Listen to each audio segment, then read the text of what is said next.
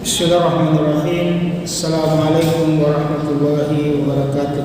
Waalaikumsalam. Innal hamdalillah nahmaduhu wa nastaghfiruh wa na'udzu billahi min shururi anfusina wa sayyiati a'malina. May yahdihillahu fala mudilla lahu wa may yudlil fala hadiya lahu. Asyhadu an la ilaha illallah wahdahu la syarika lahu wa asyhadu anna Muhammadan abduhu wa rasuluh. Qala Allah Ta'ala ya ayyuhalladzina amanu taqullaha haqqa tuqatih wa la tamutunna illa wa antum muslimun.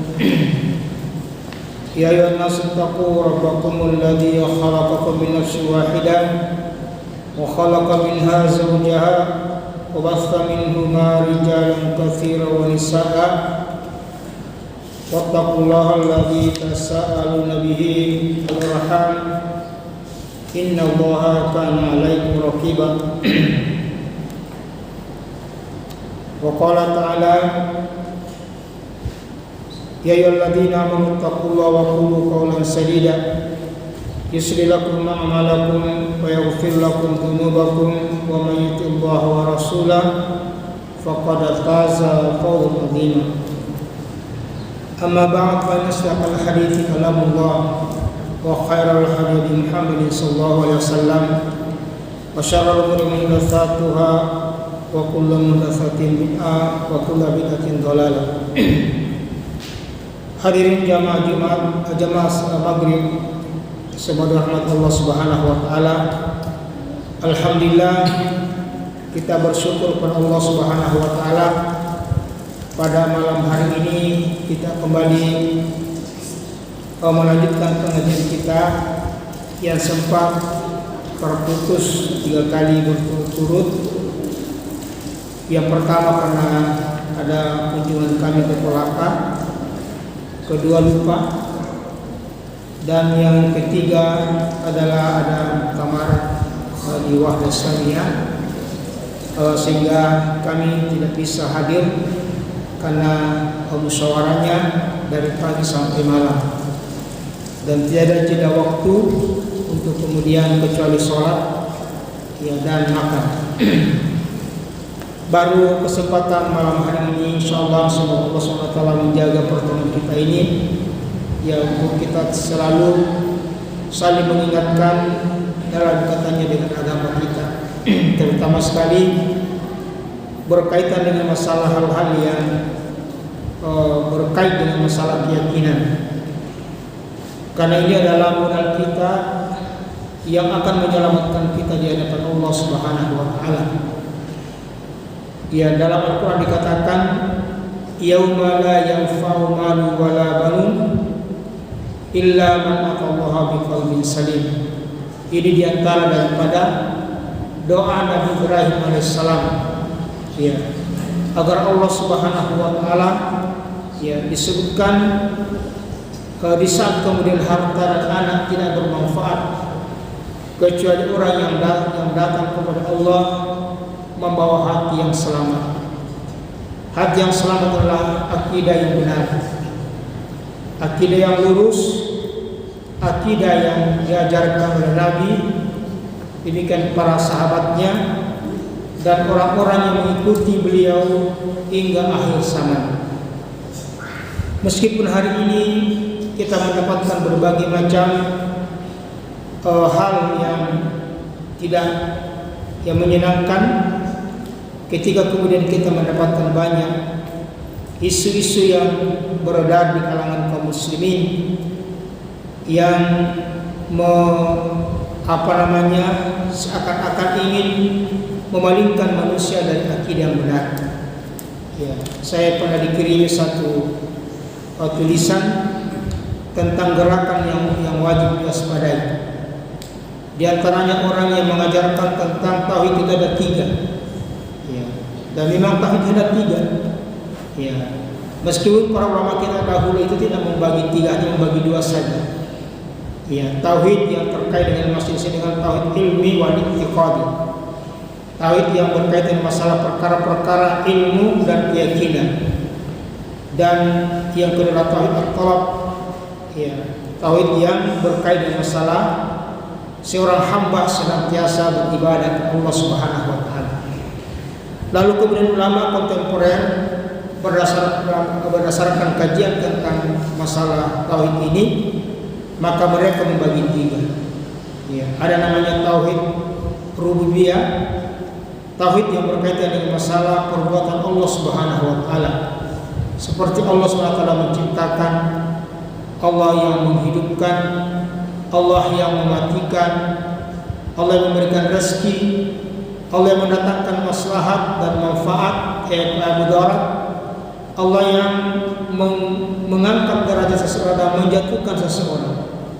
Semua dari Allah Subhanahu wa taala. Ya.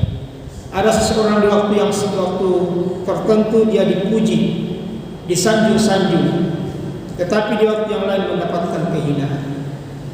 Ya, bahkan kemudian manusia mencapnya sebagai orang yang buruk.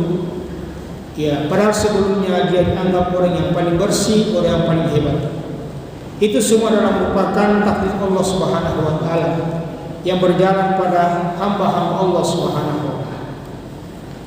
Kemudian tauhid rububiyah, tauhid uluhiyah. Tauhid yang terkait dengan masalah perbuatan hamba, bahwa seorang hamba tidak boleh beribadah kecuali kepada Allah Subhanahu wa taala. Allah adalah satu-satunya zat yang ditakuti, yang ditaati, yang diikuti hukumnya. Ya, sehingga kemudian bentuk tersebut yang melahirkan sebuah bentuk penyembahan. Karena tidak ada yang pantas kita sembah kecuali Allah Subhanahu wa taala. Dan dia menciptakan kita tujuan untuk beribadah. Allah menyebutkan dalam Al-Qur'an, "Wa ma khalaqtul jinna wal insa illa liya'budun."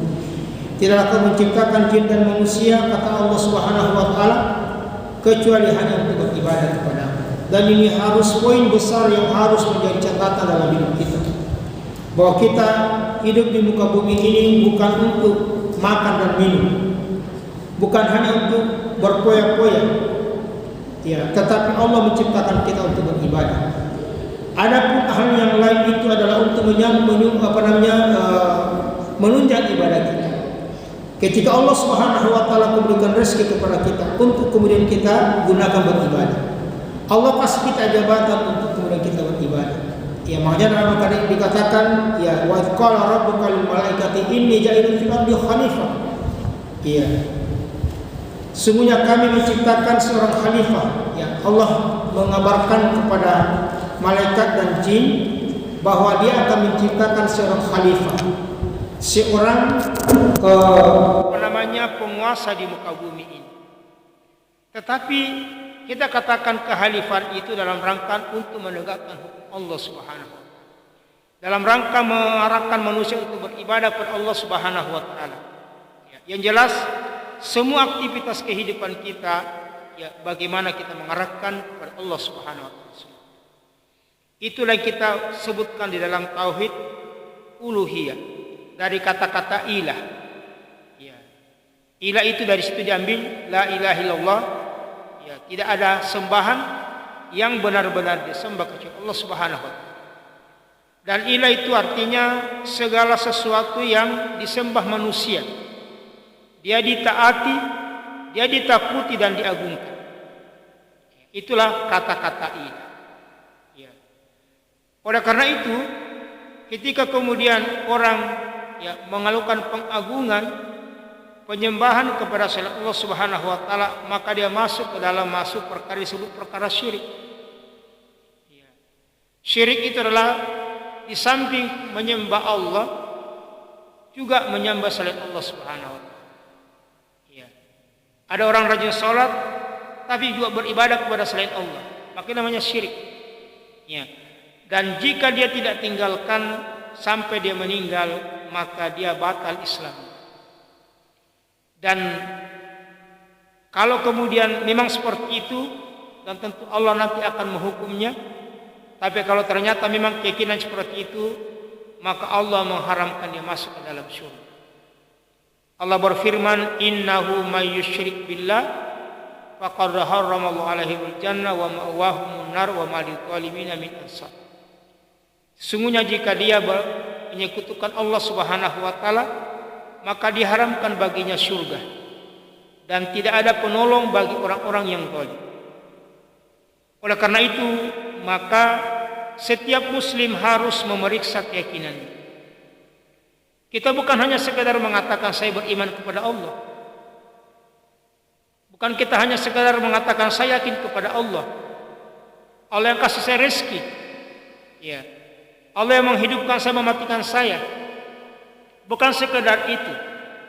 Karena kalau sekedar itu, maka Nabi SAW tidak perlu harus bersusah payah, bahkan harus diusir oleh kaumnya tatkala Nabi SAW menyuruh kepada manusia untuk menyembah Allah satu saja.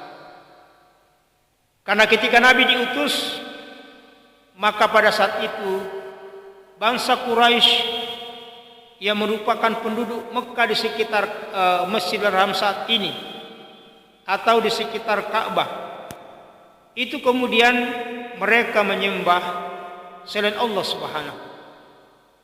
Bahkan di sekitar Ka'bah itu ada 360 patung. Dan ada satu buku yang saya baca yang merupakan ketika menceritakan tentang sejarah Ka'bah itu, beliau mengatakan di antara daripada keajaiban dan kekuasaan Allah Subhanahu wa taala dan pemeliharaannya Allah Subhanahu wa taala terhadap Ka'bah, bahwa ternyata Ka'bah ini tidak pernah disembah. Jadi Ka'bah tidak pernah disembah. Yang disembah adalah api yang digantung. Bukan Ka'bahnya itu, tapi yang digantung. Subhanallah. Ini luar biasa. Jadi kemudian di sini juga terbantah kalau ada orang mengatakan orang Islam itu kata menyembah Ka'bah. Orang-orang musyrik saja yang sudah menyembah selain Allah SWT itu tidak menyembah Ka'bah, tapi dia menyembah apa yang digantung di Ka'bah. Itulah kondisi manusia kita. Oleh karena itu, perkara tauhid uluhiyah ini adalah perkara tauhid yang harus betul-betul diperiksa oleh kita semua. Karena ini sangat rawan. Begitu kita kemudian berdoa dan ada sebuah keyakinan bahwa ada yang memberikan rezeki kepada kita selain Allah Subhanahu wa taala, maka kita jatuh kepada perkara syirik. Dan bukan syirik biasa-biasa, syirik besar.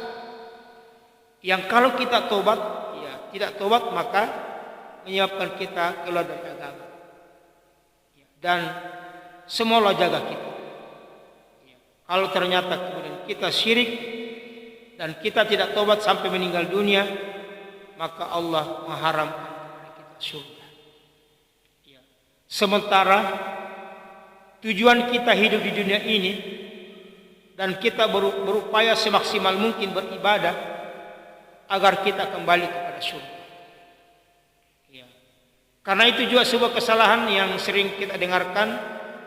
Salah seorang wanita sufi namanya Rabi'ah al-Adawiyah, ketika dia mengatakan siapa yang beribadah karena masuk surga itu syirik katanya. Ini salah ini. Karena dalam Al-Quran Allah Subhanahu wa taala sudah menyebutkan itu. Antaranya dalam surah Al-Baqarah ayat ke 20 berapa itu? 24 mungkin tidak salah. Allah mengatakan wa basyiril ladzina amanu wa amilus shalihat anna lahum jannatin tajri min tahtiha al-anhar. Gembirakanlah kepada orang-orang yang beriman bahwa mereka akan dimasukkan ke dalam surga yang mengalir sungai-sungai di bawah. Dan mereka kekal di dalamnya. Bahkan disebutkan kullama dalam ayat disebutkan ketika mereka dikatakan wa basyiril ladzina amanu wa amilus shalihat anna lahum jannatin tajri min tahtiha al-anhar kullama ruziqu minha min thamaratir rizqa.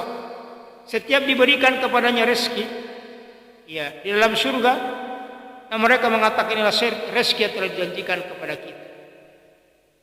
Dan kemudian akan disiapkan baginya azwajun mutahharah, istri yang suci, istri yang suci.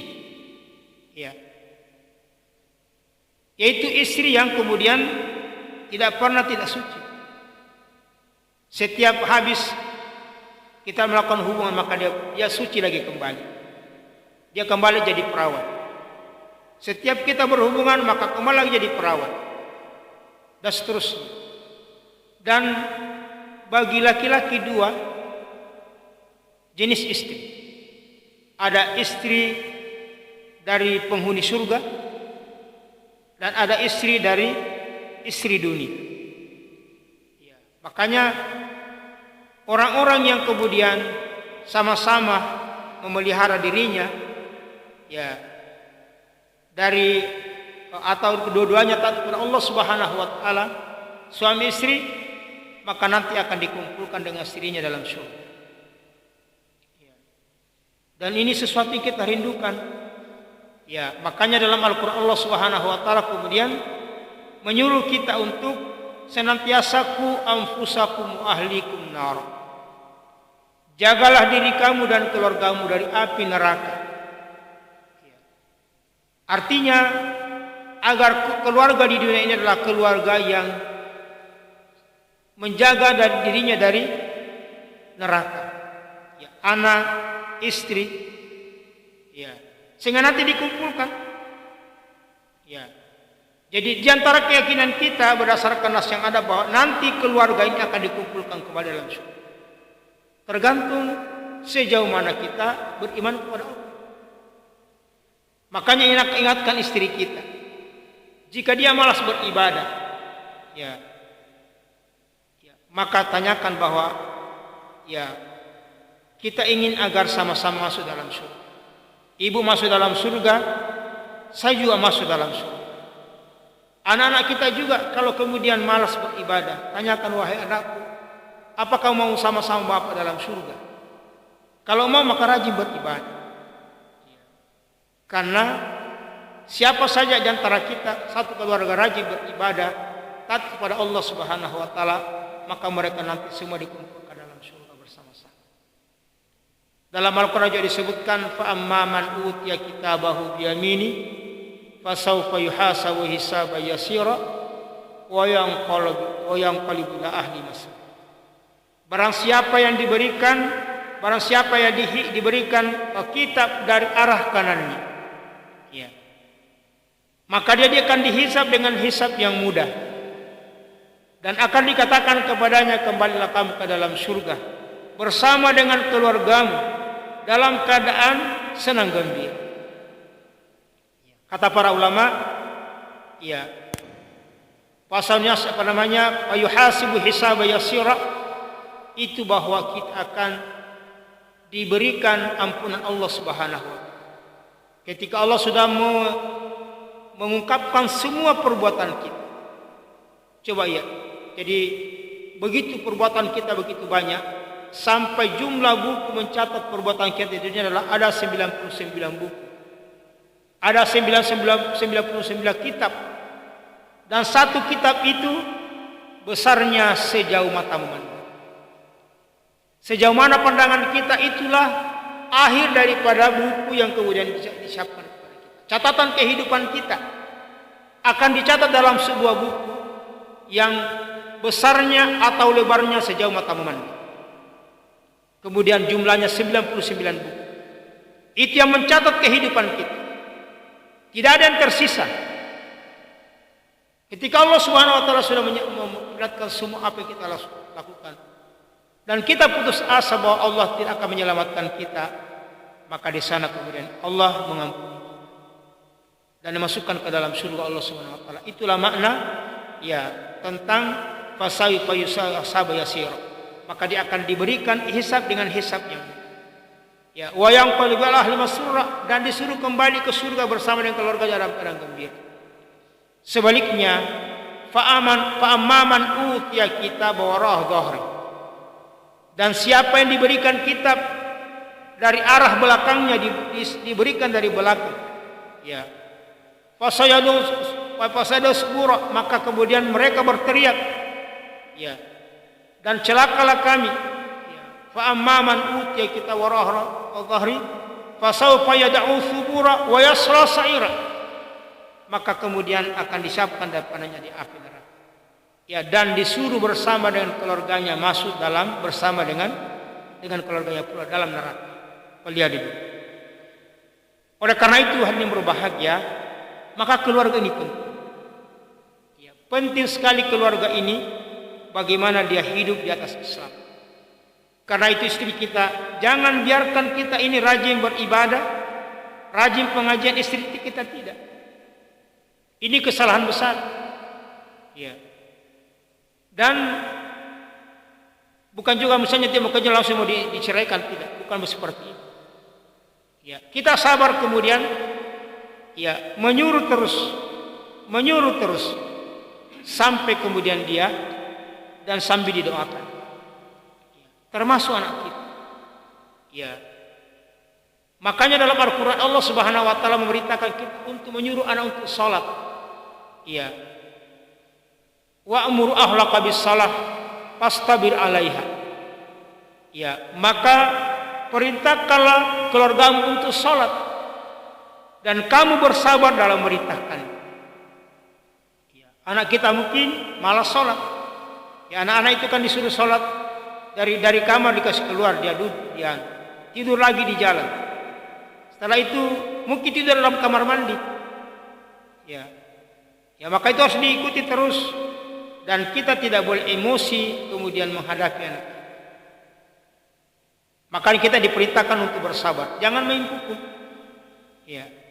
Sabar karena kenapa di sana ada buahnya. Buahnya adalah Allah SWT akan melihat kesungguhan kita. Bahwa kita bersungguh-sungguh dalam menjaga anak kita agar mereka tidak masuk dalam neraka. Ya. Maka pada saat itulah Allah kasih anak kita. Dengan mungkin sebab yang biasa saja, ya, anak kita kemudian mendapatkan. Ya, karena itu maka ini yang penting menjadi perhatian bagi kita. Ya. Kemudian yang berikutnya tentang tauhid asma dan sifat. Ya, di antara kita ada yang tidak percaya tentang Allah punya nama, Allah punya sifat. Padahal dalam Al-Quran bertebaran ayat. Ya. Di antaranya misalnya Innallaha alimul hakim. Allah Maha mengetahui dan Maha bijaksana. Innallaha ala kulli syai'in qadir. Pokoknya banyak sekali dalam Al-Qur'an. Ya, tentang daripada nama Allah Subhanahu. Demikian pula sifat Allah Subhanahu. Dan ini nanti insyaallah kita akan pelajari. Karena di antara ya hal yang akan membuat kita ya rindu beribadah dan kemudian senang beribadah tatkala kemudian kita memahami tentang asma dan sifat dengan baik. Ya, misalnya kita mengatakan innallaha alimun bidzatis sudur. Allah kemudian mengetahui apa yang ada dalam hati. Ya, semua gerakan hati kita. Ya, semua lintasan pikiran kita. Allah semua tahu. Ya. Semua apa yang kita ingin lakukan Allah sudah tahu sebelumnya. Ya, karena itu tidak ada perbuatan hamba yang Allah tidak tahu. Karena Allah yang menghendaki perbuatan itu terjadi. Dan dia tahu. Ya, sehingga kemudian tidak ada mengatakan, "Oh, saya tidak." Allah akan tidak tahu, pasti semua dia tahu karena dia kemudian berkehendak terjadinya sebuah perbuatan. Tidak ada perbuatan hamba kecuali Allah SWT. Hadirin yang berbahagia itu dalam kaitannya dengan masalah tauhid. Dan ini adalah perkara yang sangat penting bagi kita untuk masing-masing kita memahami hal tersebut. Kemudian selanjutnya kita akan masuk kepada dalam kaitannya dengan ilmu yang kita sebutkan yang lalu bahwa kita diwajibkan untuk menuntut 4 perkara. Yang pertama adalah tentang ya belajar tentang ilmu. Dan ilmu yang dimaksud adalah ilmu tentang mengenal Allah Subhanahu. Ya. Apanya Allah yang kita kenal? Pertama adalah tentang dalam kaitannya dengan kebesaran. Ya. Kebesaran Allah Subhanahu wa taala. Allah Subhanahu wa taala berfirman dalam Al-Qur'an dalam surah Al-Imran ayat 190 Allah mengatakan inna fi khalqis samawati wal ardh wa ikhtilafil laili wan nahar la ayatin lil albab alladzina yadhkurullaha qiyaman wa qu'udan wa 'ala junubihim wa yatafakkaruna fi khalqis samawati wal ardh rabbana ma khalaqta hadza batila subhanaka faqina adzaban. Ini diantara ayat yang menjelaskan tentang kebesaran Allah Subhanahu wa taala. Ya. Yaitu adalah bergantinya siang dan malam. Ya. Kalau kita bisa belajar teori di sekolah ya, tentang masalah kapan matahari muncul dan kapan matahari tidak ada, itu kita beranggapan bahwa itu karena bumi berputar sehingga membelakangi matahari. Sebenarnya sepintas benar, tapi kalau kita kembali kepada nas yang ada, maka yang benar bahwa Allah SWT memasukkan siang itu dalam malam, ya, sehingga malam yang muncul. Ya, kemudian Allah masukkan malam ke dalam siang sehingga siang yang muncul. Ya, bukan seperti yang kita lihat dia berputar itu. Ya, itu yang dimaksud dalam Al-Quran. Nah, sehingga kemudian kita katakan bahwa siang dan malam adalah fenomena yang sangat luar biasa. Dengan siang dan malam kita bisa menghitung waktu. Ya. Siang dan malam kita bisa menghitung waktu. Ya. Dengan peredaran matahari dan bulan kita bisa menghitung waktu. Dan waktu adalah merupakan fungsi kehidupan kita. Itulah sebabnya Allah SWT kemudian mengingatkan kepada kita ya tentang waktu. Dan Allah banyak bersumpah tentang waktu. Misalnya wal fajar, dan demi waktu pagi. Mengapa waktu pagi? Karena manusia banyak yang lalai beribadah. Ya. Berapa banyak orang yang sholat subuh? Sangat sedikit. Ya, sangat sedikit. Kebanyakan orang terlambat sholat. Itu pun kalau sholat. Ya. Dan fenomena orang tidak sholat bukan perkara yang biasa. Ya. Orang sudah anggap biasa orang tidak sholat itu seperti biasa saja. Padahal tidak sholat ini sangat berbahaya. Ya. Kalau kita lihat pendapat para ulama, pendapat yang paling ringan itu adalah seperti pendapat Imam Asy-Syafi'i rahimahullah. Bahwa orang yang tidak sholat itu dipenjara. Dia dipenjara. Dan kalau sudah dipenjara belum sholat maka dia dibunuh. Ya. Tetapi dia tetap muslim. Dia dibunuh karena dosanya tidak sholat. Itu adalah pendapat yang paling ringan tentang orang yang tidak sholat. Kita bisa bayangkan kalau hari ini diterapkan itu, berapa banyak orang dipenjara, habis penjara. Atau mungkin biar orang bikin penjara satu kota Kendari ini belum muat juga orang. Karena saking banyak orang tidak sholat. Tidak usah kita mahasiswa. Mahasiswa itu tidak cukup 10% yang sholat. Ada satu fenomena yang sangat menyedihkan. Sekumpulan mahasiswa dalam jumlah yang banyak, mungkin sekitar 200-an. Sementara menunggu mau belajar tentang agama. Dia duduk di masjid, bakal sekitar masjid. Kita sholat dia tidak datang. Coba bayangkan. Ini musibah ini. Kita mengatakan orang tuanya siapa orang tuanya? Karena itu ini yang harus menjadi perhatian. Anak-anak kita di rumah pokoknya harus betul-betul diarahkan dengan baik. Dan itu ditanamkan dengan baik. Ya. Sehingga nanti ketika dia sudah besar itu sudah terbiasa sholat. Ya, yang namanya sholat sudah dianggap biasa. Dan kalau dia tidak sholat ada sesuatu yang hilang pada dirinya. Bagaimana sholat itu menuntut dirinya. Bukan dia menuntut sholat. Tapi sholatlah yang kemudian butuh pada dirinya. Sehingga kemudian dia mudah melaksanakan. Ini yang orang sekarang mau banyak tentang Islam. Orang tidak sholat kemudian dibiarkan saja begitu. Nah, padahal ini sholat adalah ya pembatas antara seorang muslim dengan bukan muslim. Ya. Nabi kita mengatakan bainar rajul wa bainal kufri wasyirki tarkus shalah.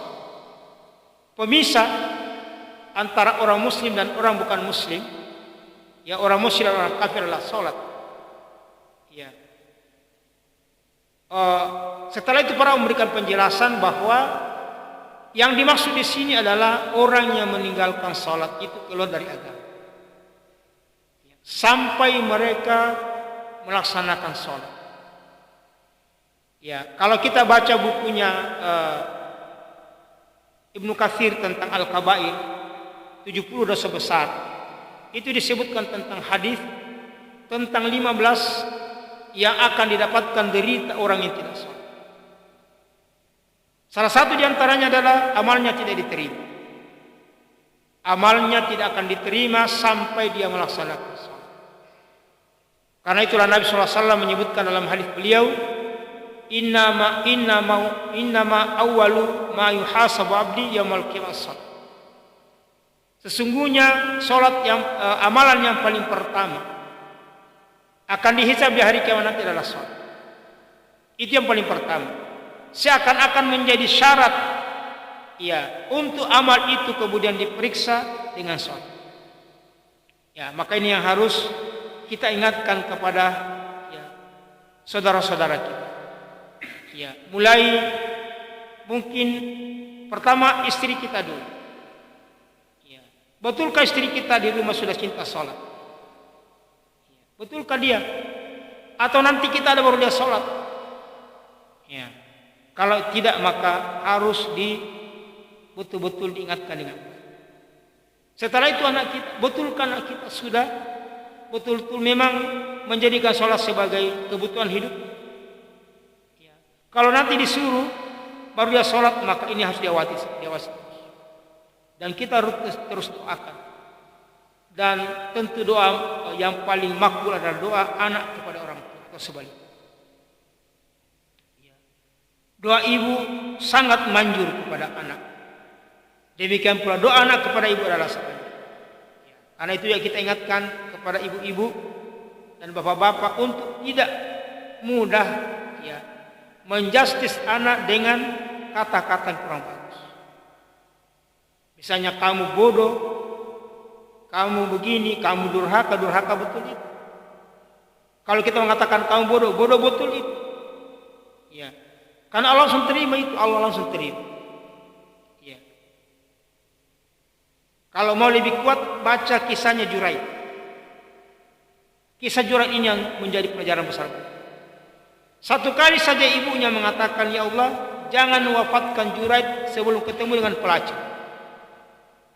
Ya, maka betul-betul ketemu. Ya, bukan ketemu pelacur yang datangi dia, mengajak berhubungan suami istri. Tapi karena orang yang soleh maka dia tidak terjadi. Tetapi apa yang dilakukan perempuan ini tidak putus asa, dia cari laki-laki. Ternyata betul. Ya, setelah hamil datang mengatakan itu hubungan saya dengan Juraid. Ya. Maka Juraid dapat itu. Kata para ulama, satu kali saja Juraid ketemu dengan seorang pelacur, maka sudah merusak reputasi. Ya. Hal ini yang berbahagia. Oleh karena itu, maka inilah yang harus kita terus jaga dalam kehidupan. Semoga ini bisa menjadi perhatian dan terus kita jaga anak kita, keluarga kita. Tentang sholat. Ini sholat, kalau ini semua keluarga bertanggung jawab, insya Allah fenomena tentang orang meninggalkan sholat itu tidak banyak. Tapi nampaknya luar biasa. Ini kalangan mahasiswa, orang yang terpelajar. Orang yang terpelajar. Kita bisa bayangkan ini adalah calon pemimpin masa depan. Yang tidak sholat. Makanya kita sekarang ini tidak pernah peka tentang sholat. Ya, misalnya mau pilih bupati, tidak dicek sholat atau tidak. Bisa mengaji tidak. Yang penting banyak uangnya kita pilih. Ya. Siapa yang paling suka mempengaruhi kita, yang paling suka menjanji itu yang kita pilih. Tapi tidak perhatikan sholat atau tidak, bisa mengaji atau tidak. Tidak pernah kita perhatikan. Dan inilah musibah mengapa negeri kita tidak pernah baik. Karena pemimpinnya memang adalah pemimpin yang kemudian jauh dari agama, bahkan cenderung memusuhi agama. Ya. Kalau itu terjadi maka kita tidak akan pernah daripada bahagia dan kita tidak akan pernah sejahtera dalam kehidupan. Ya, kita mungkin mengatakan bagaimana dengan orang barat? Orang barat memang karena mereka tidak beribadah, tidak sama dengan kita. Karena kita beribadah tapi tidak sungguh-sungguh, makanya kita diazab sebagai peringatan agar kita kembali kepada Allah. Tapi kenapa orang-orang barat, orang Amerika, orang ini maju semua, padahal mereka tidak sholat? Nah, beda. Kita adalah taat salah-salah. Ya, taat kita salah-salah. Mau mengatakan saya taat, tidak juga. Ya, maka Allah hukum kita. Dan demikianlah kita lihat dalam kehidupan para nabi. Ya, maka mereka diazab setelah mereka berpaling dari agama Allah Subhanahu wa taala. Saya kira ini karena sudah azan, ya sudah cukup mungkin pertemuan kita pada malam hari ini. Insyaallah kita akan sambung pada pertemuan yang akan datang dalam kaitannya dengan ya ma'rifah kepada Nabi sallallahu alaihi wasallam. Saya kira sudah masuk. Begitu. Ya. Kalau begitu kita lanjut tentang mengenal daripada Nabi sallallahu alaihi wasallam. Ya. Nabi sallallahu alaihi wasallam adalah ya pilihan Allah Subhanahu wa taala.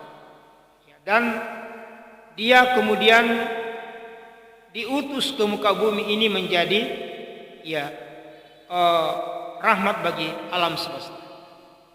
Hanya ada satu keyakinan yang perlu kita luruskan di kalangan kaum muslimin.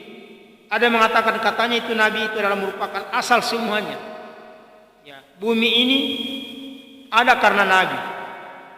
Ya, Adam ada karena Nabi. Kemudian ini ada karena Nabi. Ini adalah pemahaman yang keliru.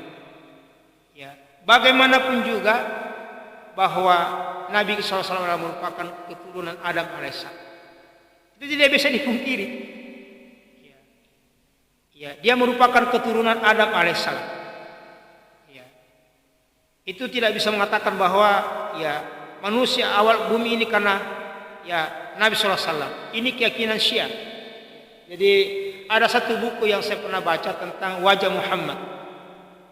Ya, dari situ saya dapatkan ini pemahaman yang ditulis oleh seorang tokoh yang namanya Ali Syariat. Ini yang mengajarkan tentang itu, ya bahwa apa yang ada alam semesta dari cahaya Muhammad. Ini tentu kekeluaran yang sangat luar biasa. Mengapa? Karena Allah SWT kemudian menciptakan alam ini, ya Allah menciptakan manusia dari tanah. Ya, Iqra bismi rabbikal ladzi khalaq, khalaqal insana min 'alaq, Iqra wa rabbukal akram alladzi 'allama bil qalam. Ya, Allah menciptakan manusia dari alaq, dari segumpal darah. Dan ayat yang katakan khalaqal insana min turab. Allah menciptakan manusia dari tanah. Ya, jadi asal manusia dari tanah, bukan dari cahaya. Ya. Jadi manusia dari tanah, ya, bukan dari cahaya. Ini pemahaman yang keliru kalau kita tidak memahami tentang nasnya. Ya. Allah menciptakan manusia dari tanah. Ada satu hadis yang saya hanya lupa nunya, nanti mudah-mudahan saya bisa dapat, tentang penciptaan Adam alaihissalam. Adam itu diciptakan dari saripati tanah yang dikumpul dari seluruh saripati tanah yang ada di muka bumi ini. Ya. Dan dia diambil dari bumi yang di penjuru di penjara muka bumi ini, diambil semuanya. Lalu setelah itu dikumpulkan, dijadikan Adam alaihissalam. Itulah sebabnya anak Adam alaihissalam itu berbeda-beda. Dan Allah Subhanahu wa taala menyebutkan ya dalam Al-Qur'an dikatakan ya ayyuhalladzina amanu inna khalaqnakum min dzakarin wa untha wa ja'alnakum syu'uban wa qabaila lita'arafu inna akramakum indallahi atqakum. Sungguh kami ciptakan kamu dalam bersuku-suku dan berbangsa-bangsa agar kamu saling mengenal. Ya. Nah, kalau kita bawa dalam hadis ini, ya, itu adalah diantara daripada bukti ayat ini bahwa Allah Subhanahu wa taala menciptakan kita dari saripati tanah. Dan setelah itu manusia ini akan kemudian mengarah kepada dari mana bumi mana dia diciptakan. Ya. Kita orang Indonesia ini ya asal orang Indonesia itu adalah dari saripati tanah yang Allah ciptakan. Ya, sekaligus bantahan dalam sejarah bahwa kita ini dari dari Cina Selatan. Nah, ini satu pemahaman. Orang Cina juga lain dia punya ya, lain juga saripati tanahnya, kita juga lain. Ya, orang Eropa juga lain. Orang Afrika juga lain. Orang India juga lain. Orang Arab juga lain. Ya. Jadi mereka kemudian diciptakan dan manusia akan cenderung ke situ. Akan mereka menyebar adat ini. Ya. Ini adalah hal-hal yang perlu kita luruskan, ya, karena setelah kita membaca Al-Quran dan Al-Quran memberikan petunjuk kepada kita. Ya. Nah, apalagi orang mengatakan dari monyet, ini sangat lebih gila lagi. Karena kalau sekiranya kita dari monyet, maka pasti dalam sekian juta manusia lahir akan ada jadi monyet. Kan tidak ada jadi monyet sampai sekarang. Dalam ilmu genetika, sesuatu yang resesif, yang tercentrum itu sesuatu bisa muncul pada waktu yang lain. Ya, makanya ketika ada salah seorang sahabat curiga sama istrinya, kayak istri saya berselingkuh ini, kenapa? Anak saya hitam, pada saya putih. Ya, hilang jangan-jangan kau ini pernah berselingkuh dengan tetangga. Ya, maka Nabi mengatakan, coba kau lihat itu unta, atau itu kambing. Apakah semua warnanya sama? Oh tidak. Ya. Kenapa tidak sama? Sementara dia putih. Ya, punya anak kambing ada, induknya itu putih semuanya. Kenapa ada yang hitam-hitam lagi setelah dia melahirkan? Nah, baru dia mengerti. Oh ternyata itu muncul pada waktu yang lain. Ya, hari ini tidak muncul, tapi ada gen yang dibawa. Ya. Jadi seperti itu. Nah, sampai hari ini belum ada satu pun manusia melahirkan monyet. Sehingga kita katakan secara teori tidak benar. Ya. Kemudian yang kedua adalah tujuannya adalah untuk agar kita ini tidak beriman kepada Allah. Soalnya intinya itu. Jadi ini teori Darwin ini agar kita tidak percaya kepada Allah. Itu intinya sebenarnya. Itu pembolokan keyakinan bahwa Allah tidak menciptakan kita, tapi manusia lahir secara evolusi. Nah, ini adalah ya, jadi hati-hati dengan ilmu pengetahuan. Betul ilmu pengetahuan itu, tetapi di balik itu ada tujuan untuk melingkan tauhid. Nah, hal ini yang berbahagia. Nabi SAW ya memang kemudian ditakdirkan bahwa dia adalah ya berdasarkan nas yang ada ya bahwa di akhir zaman Nabi terakhir dari bangsa Arab. Dari bangsa Arab. Ya. Karena itu orang-orang Yahudi tidak menerima Nabi sebagai rasul. Mereka mengingkari. Ya. Mereka tidak mau menerima tentang Nabi sallallahu alaihi wasallam. Mengapa? Karena dianggap keturunannya tidak bagus. Ya kan ibu Nabi Ibrahim kan dua anaknya. Ada Ishak, ada Ismail. Dari Nabi Ishak inilah melahirkan keturunan Bani Israel. Jadi Yakub itu disebut dengan salah satu disebut dengan Bani Israel. Ya, jadi Nabi Ibrahim, Nabi Ishak melahirkan Nabi Yakub. Nabi Yakub ini yang kemudian melahirkan Bani Israel. Ya. Di bawahnya lagi masih ada Nabi Yusuf alaihissalam. Jadi Nabi Ibrahim ini luar biasa, 4 generasi Nabi. Ya. Anaknya Nabi, 2 anaknya Nabi, ya, cucunya Nabi, cicitnya Nabi. Ya. Yakub adalah ya cucu daripada Nabi Ibrahim alaihissalam. Cicitnya lagi adalah Nabi Yusuf alaihissalam. Nabi semua. Ya. Nah, lalu setelah itu maka Ismail itu adalah asal bangsa orang Arab.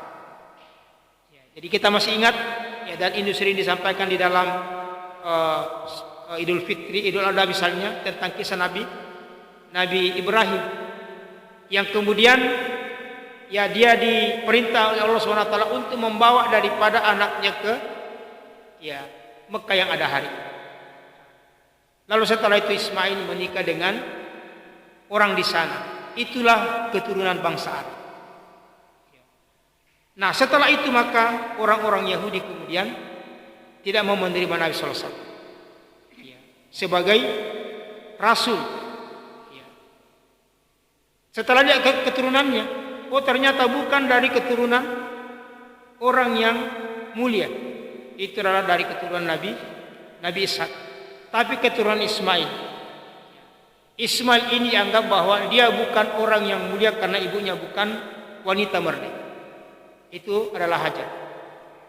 Hajar adalah bukan wanita merdeka, dikatakan budak.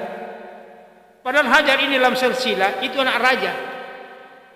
Anak salah satu orang raja Mesir yang dihadiahkan kepada Nabi Ibrahim untuk tinggal di rumahnya berkhidmat. Lalu setelah itu Sarah mengusulkan agar Ibrahim menikahi daripada Hajar. Maka dinikahilah daripada Nabi Ibrahim Hajar ini, dan dari kemudian Ismail lahir. Nah, itulah sebabnya orang-orang Yahudi tidak menerima daripada Nabi SAW. Dan itulah asal musibah sampai hari ini. Jadi permusuhan terhadap Yahudi dan Nasrani itu adalah asal daripada ini tadi. Adanya hasad bahwa bukan mereka jadi nabi. Dan itu sampai kepada kita hari ini. Jadi panjang ceritanya sebenarnya. Oleh karena itu gejolak yang terjadi di Timur Tengah bukan karena perkara masalah, tetapi perkara agama, bukan perkara politik, perkara agama. Sehingga kita mengatakan bahwa ini semua adalah hal-hal yang terkait dengan masalah tentang Nabi sallallahu alaihi wasallam. Kemudian sekarang kita masuk ke dalam kaitannya dengan bagaimana mengenal Nabi sallallahu alaihi wasallam. Yang dimaksud dengan Nabi sallallahu alaihi wasallam adalah mengenal Nabi sallallahu alaihi wasallam sehingga seseorang meyakini bahwa Nabi adalah utusan Allah Subhanahu wa taala. Dan ini harus betul-betul tertanam pada diri kita. Dan disertai dengan keyakinan dan kecintaan. Karena itu kewajiban kita kepada Nabi itu banyak sekali. Di antaranya kita wajib mencintai Nabi. Kemudian kita wajib beriman kepada Nabi. Mengapa pentingnya wajib beriman? Karena Nabi akan menyampaikan risalah kepada kita. Nah, kalau misalnya kita tidak beriman kepada Nabi, tidak mungkin percaya apa yang disampaikan. Makanya beriman kepada Allah adalah perkara yang agung. Beriman kepada Nabi adalah perkara yang agung, karena dengannya lah kita akan yakin apa yang disampaikan. Termasuk percaya kepada malaikat. Percaya kepada malaikat adalah merupakan rukun agama kita, rukun iman kita. Ini tidak boleh seorang mukmin tidak meyakini malaikat. Demikian pula kepada kitab. Dan kepada Nabi, karena Nabi adalah orang yang membawa kitab, yang diberikan kitab untuk mengajarkan kepada manusia.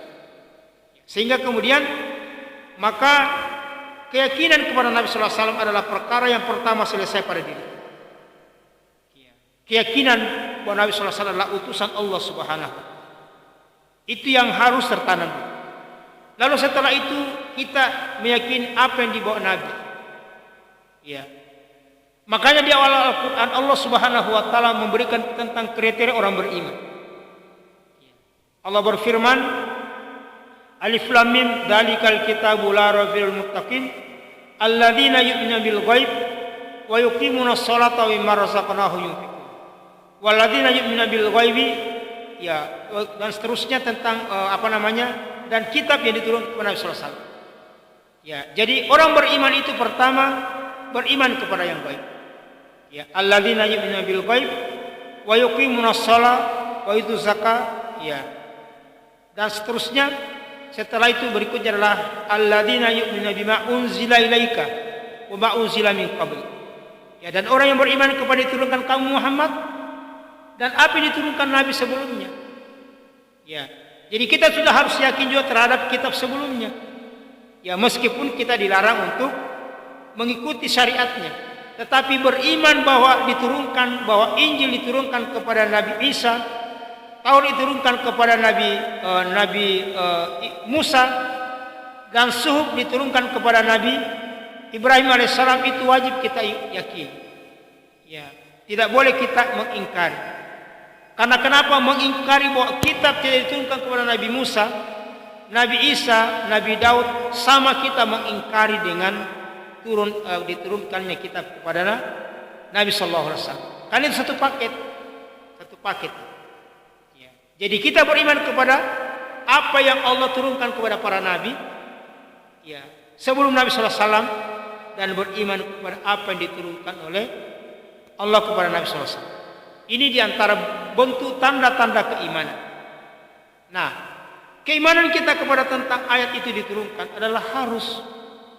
Mengapa? Karena dari sanalah kemudian kita akan mengambil keyakinan lagi berikutnya, itu isi Al-Quran, isi kitab.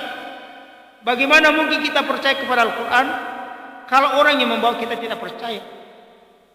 Ya, sementara Nabi SAW adalah orang yang diberikan amanah untuk menjelaskan Al-Quran. Karena itu, ya, beriman kepada Allah, beriman kepada malaikat, beriman kepada kitab, beriman kepada Rasul, hari akhirat, takdir, itu satu paket itu. Ya, dia beruntut. Ya. Ketika kita percaya kepada Allah, maka berikutnya kita percaya kepada malaikat. Karena Allah yang mengatakan Dia memberikan amanah kepada mereka untuk mengantarkan ayat kepada wahyu kepada para nabi. Setelah itu isi Al-Quran itu sendiri. Kemudian nabi yang Allah Subhanahu wa taala tetapkan sebagai utusan. Ya, itu jadi satu kesatuan, tidak bisa berpisah. Nah, karena itulah maka ini yang harus menjadi perhatian bagi kita untuk dijadikan sebagai satu sistem keyakinan. Ya. Nah, oleh karena itu beriman kepada Nabi sallallahu alaihi wasallam adalah, ya, meyakini bahwa Nabi adalah utusan Allah dengan keyakinan dalam keyakinan ucapan dan perbuatan. Ya, karena iman itu kan kata para ulama ada 3. Ucapan, perbuatan, dan pembenaran. Jadi harus diucapkan, dibenarkan dalam hati, dan dibuktikan dengan anggota tubuh. Itulah orang beriman. Ada orang munafik tidak. Orang munafik itu ucapannya oke, hatinya tidak, perbuatannya oke. Dalam hatinya tidak, bahkan orang munafik itu sholat dengan bersama dengan kaum muslimin. Adapun orang kafir maka semuanya tidak. Ucapannya, perbuatannya semuanya tidak. Adapun orang-orang munafik maka ucapannya oke, perbuatannya oke, hatinya tidak. Tetapi semuanya ini akan runtuh karena hati yang bermasalah. Sementara hati adalah kunci daripada itu semua. Saya kira inilah yang kita sampaikan pada malam hari ini. Semua insyaallah kita masih akan lanjutkan tentang mengenal Nabi sallallahu alaihi wasallam. Insyaallah kita akan sedikit singgung tentang silsilah Nabi. Ya, tapi bagi kita yang mungkin membaca, silakan dibaca di dalam Sirah Nabawiyah tentang silsilah Nabi. Ya, yang ini menunjukkan bahwa salah satu kelebihan bangsa Arab adalah menjaga silsilah. Itulah sebabnya kata para ulama, mengapa orang-orang Arab ini banyak dijadikan nabi? Ya, karena mereka menjaga silsilah. Meskipun kita katakan bahwa nabi itu tidak banyak dari kalangan Arab, yang banyak dari bangsa Palestina, Suria atau Syam. Syam itu 4 negara itu, Yordania, kemudian Palestina, kemudian Suria, dan Libanon. Ini adalah 4 negara disebut dengan negeri Syam dalam Al-Quran. Dan disinilah tempat ini adalah Syam adalah bumi para nabi. 87% nabi dari bangsa Syam. Ya, bangsa Arab tidak banyak. Ya, ada yang mengatakan hanya 3, ada yang mengatakan 2 saja. Nabi dengan Nabi Saleh, ada yang mengatakan Nabi Hud. Ya, itu hanya itu adalah bangsa Arab. Yang lainnya adalah bangsa dari negeri Syam, bukan non Arab, bukan orang Arab. Saya kira demikian.